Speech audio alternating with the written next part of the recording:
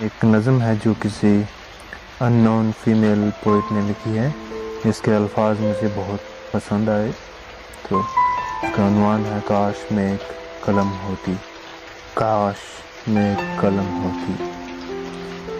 جب تم لکھتے تنہائی میں دل کی بات، چپکے سے کاغذ پہ اتر آتی، اور تیرے ہاتھوں کے لمس سے سمجھ پاتی تیرے جذبوں کو.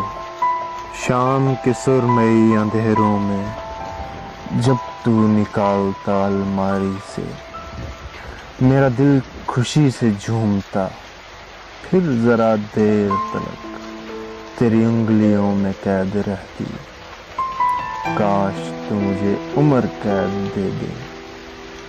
پھر تیری باتیں ختم ہوتی، تو مجھے چھوڑ کر چلا جاتا انتظار کرنے کے لیے. پھر وہ انتظار بھی بے مزہ نہ ہوتا.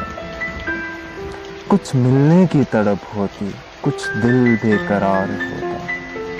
مجھے عادت ہوتی تیری قربت کی، تو پیار کی باتیں میرے لیے نہ سہی پر مجھ سے تو لکھتا.